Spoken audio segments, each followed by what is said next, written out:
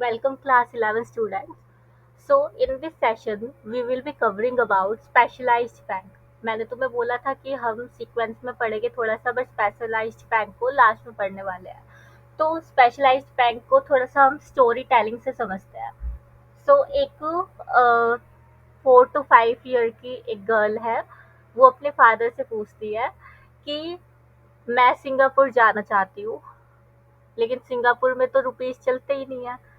तो मैं वहाँ की करेंसी कैसे अपने पास लेके आऊँ? मुझे ट्रिप पे जाना है।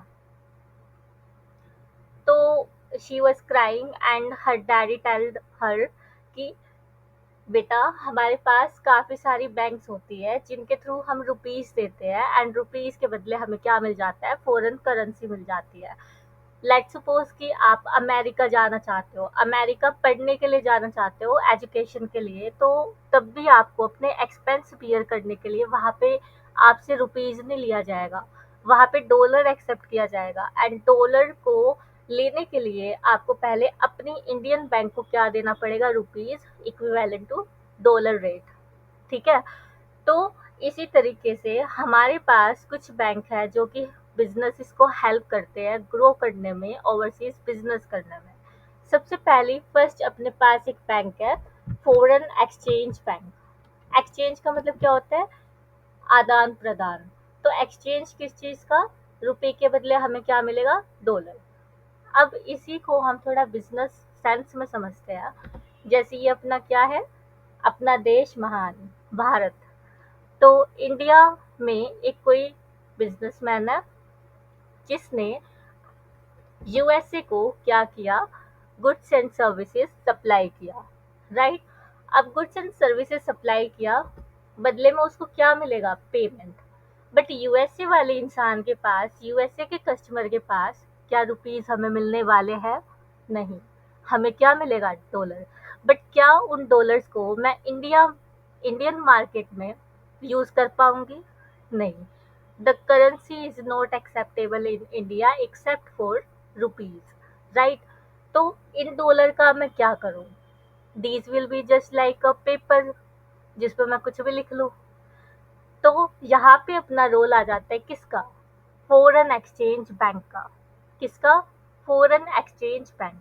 अब जो ये बैंक है वो क्या करती है? वो मेरे लिए करेंसी को एक्सचेंज करके देती है। ऐसा हो सकता है मुझे खुद पे करना पड़ जाए यूएसए को। पहले इस एग्जाम्पल को समझते हैं एंड फिर इसी का मैं एक रिवर्स एग्जाम्पल लेने वाली हूँ।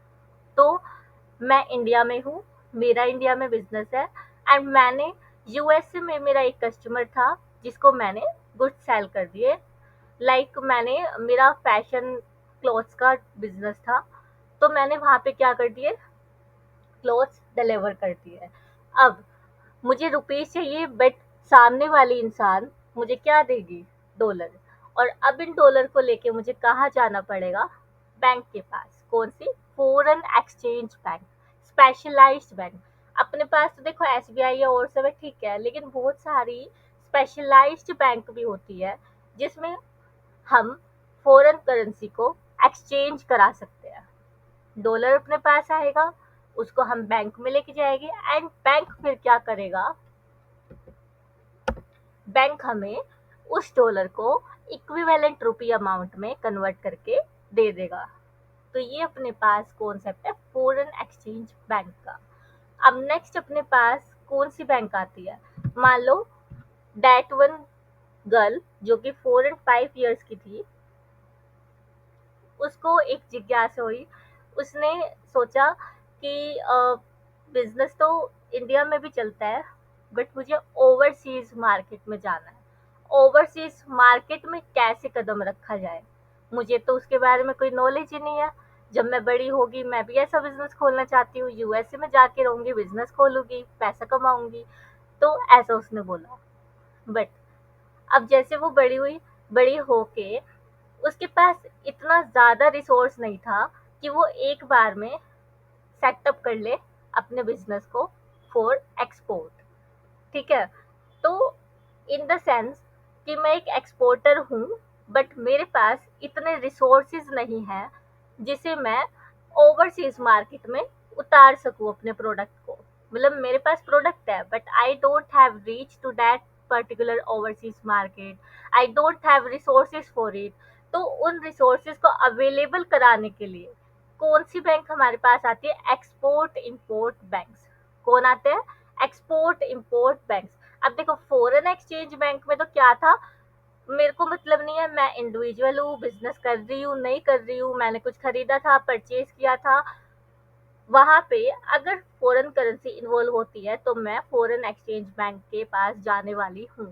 बट एक्सपोर्ट इंपोर्ट बैंक में क्या होगा, मैं पर्टिकुलरली कौन हूँ? एक एक्सपोर्टर हूँ, यानी मैं इंडिया में हूँ, मुझे मेरा सामान फॉरेन मार्केट में उतारना है, फॉरेन मार्केट में बेचना है, तो उसको असिस्ट करने के लिए एक्सपोर्ट इंपोर्ट बैंक का कॉन्सेप्ट है। अब एक्सपोर्ट इंपोर्ट बैंक क्या करती है, चलो समझते हैं। नेक्स्ट अपने पास है, जैसे ये हमारे इंपोर्टर एक्सपोर्टर्स है, ऐसा भी हो सकता है मुझे सामान बेचना था, बट ऐसा भी हो सकता है कोई यूएसए की मार्केट को इंडिया में आना था और अपने पोटेंशियल कस्टमर्स को सामान बेचना था, तो वहां पे हम कौन बन जाते हैं? जब हम फॉरेन से सामान खरीदते हैं तो हम इंपोर्टर की कैपेसिटी में प्ले करते हैं, और जब हम अपना इंडियन प्रोडक्ट्स को फॉरेन मार्केट में उतारते हैं तो हम प्ले करते हैं एज एक्सपोर्टर। ठीक है। अब जो ये एक्सपोर्टर है वो डिस्कस कर रहे हैं हमें ओवरसीज बिजनेस करना है but we don't have that resources, और हम अगर मान लो और सब बिजनेसमैन से भी लोन ले तो हम मे बी मार्केट में उतर तो जाएंगे बट सरवाइव नहीं कर पाएंगे। तो इन सभी चीज़ों को ध्यान में रखते हुए, सारे फैक्टर्स को कंसीडर करते हुए हमारे पास कौन आ जाती है? गवर्नमेंट ने पॉलिसी बनाई, और ये जो एक्सपोर्ट इंपोर्ट बैंक है वो 100% गवर्नमेंट ओरिएंटेड, गवर्नमेंट ओनरशिप की हमारी बैंक है। अब ये जो बैंक है हमें क्या करते हैं? इंटरनेशनल एक्सेस दिलाने में मदद करती है। Not only America, you can go Germany also, Australia also, overseas market, right. तो अब जो एक्सपोर्टर है, बैंक से इसको क्या मिल सकता है? एक्सपोर्ट क्रेडिट मिल सकता है, देन ओवरसीज इन्वेस्टमेंट फाइनेंस यानी पैसा, और साथ में एक्सपोर्ट गारंटीज भी मिल सकती है। ठीक है। तो ये अपने पास कौन सा है? Export import bank. Export import bank का मेन काम ये है कि जो इंडियन प्लेयर्स है उसको ओवरसीज एक्सेस कैसे दिलाया जाए, इतना तुम्हें याद रखना है बस। वैसे तो जो मैं तुम्हें एक्सप्लेन कर रही हूँ ना वो तुम्हें एग्जाम में नहीं लिखना, बट एक्सप्लेन इसलिए कर रही हूँ कि तुम्हें याद रह जाए। ठीक है। तो ये अपने पास है एक्सपोर्ट इंपोर्ट बैंक। अब दोनों ही जो बैंक्स है वो फॉरेन मार्केट के साथ रिलेटेड है, तो कुछ लोगों को क्या हो सकती है? कंफ्यूजन, जिसके लिए मैंने डिफरेंस प्रिपेयर किया है foreign exchange bank and Exim bank में। तो मेन रोल क्या है फॉरेन एक्सचेंज बैंक का? करेंसी एक्सचेंज करना इंटरनेशनल पेमेंट्स के लिए। ठीक है। रिसीट के लिए भी हो सकता है, बिकॉज ऐसा होगा, मान लो मैंने, ऐसा हो सकता है कि यूएसए मार्केट से कुछ सामान खरीदा, अब खरीदने के लिए मेरे पास तो रुपीज़ है बट रुपीज़ वहाँ पे एक्सेप्ट नहीं होंगे एज अ पेमेंट, तो वहाँ पहले मुझे बैंक से करेंसी चेंज करा के फिर देने पड़ेंगे। वैसे काफ़ी छोटा लेवल है बट अगर हम देखें तो हम सिर्फ रुपीज़ जो है अपने गेटवे से कटवा लेते हैं, देन बैंक अपने आप एक्सचेंज करके उस सेलर को जो कि फॉरेन में है पेमेंट कर देती है। इसी तरीके से मतलब बैंक इंटरमीडिएटरी है जो कि करेंसी एक्सचेंज करके हमें इक्विवेलेंट अमाउंट दे देती है। ऐसा नहीं होगा कि मैं पहले बैंक के पास जाऊंगी, मैंने रुपीज लिए, दे दिए बैंक को, फिर बैंक ने मुझे डॉलर दिए, अब मैं डॉलर देने के लिए फॉरेन कंट्री में जाऊंगी, ऐसा नहीं होने वाला। ठीक है। सारा काम डिजिटली होने वाला है। फिर उसके बाद है हेल्प हूम। अब बैंक, ये बैंक किसको हेल्प करती है? फॉरेन एक्सचेंज बैंक कोई भी हो, ट्रैवलर्स हो, कंपनीज हो, लेकिन मेन कंडीशन क्या है? उन्हें फॉरेन पेमेंट्स या रिसीट मिलने वाली है। और एक्सिम बैंक किसके लिए सपोर्टर है? इंडियन एक्सपोर्टर्स एंड इंपोर्टर्स के लिए। ठीक है। एक्सिम का मतलब ही क्या है? ई एक्स का मतलब एक्सपोर्ट, आई एम का मतलब इंपोर्ट। फिर ओनरशिप, ओनरशिप में क्या है? फॉरेन एक्सचेंज बैंक जो है इसमें प्राइवेट प्लेयर्स भी हो सकते हैं एंड पब्लिक प्लेयर्स भी हो सकते हैं, कैन बी प्राइवेट और public bank, but Exim bank are 100% government owned bank. Then उसके बाद अपने पास सर्विसेज का नेचर बताया कि क्या क्या सर्विसेज देती है। फॉरेन एक्सचेंज बैंक क्या क्या देगी, एक तो करेंसी एक्सचेंज करने की सर्विसेज देती है, रेमिटेंस यानी पेमेंट की सर्विसेज देती है, and forex trade. Forex trade क्या होता है, बैंक को भी तो प्रॉफिट कमाना है। कुछ आर्बिट्रेजर एक टर्म होती है हमारे पास। आर्बिट्रेजर का मतलब क्या होता है, मान लो मेरा बिजनेस नहीं है, लेकिन मुझे बस ऐसी करेंसी खरीदनी है और बेचनी है, लेकिन मैं पागल नहीं हूँ ना कि मैं बस खरीदूंगी करेंसी और फिर बेचूंगी, खरीदूंगी बेचूंगी, ऐसा नहीं। मैं पहले एनालाइज करूंगी चीजों को। फॉर एग्जाम्पल, मेरे पास रुपीज है, मैं ये देखूंगी मुझे किस करेंसी को खरीद के दूसरी करेंसी में बेचने में फायदा मिलेगा।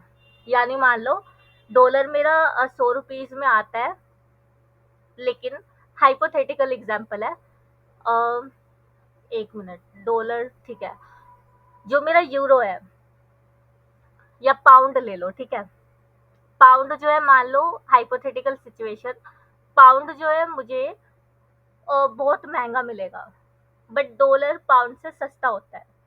तो मैं क्या करूंगी, सबसे पहले डॉलर को खरीदूंगी रुपीज से, और फिर उसी डॉलर को कन्वर्ट करा लूंगी पाउंड्स में।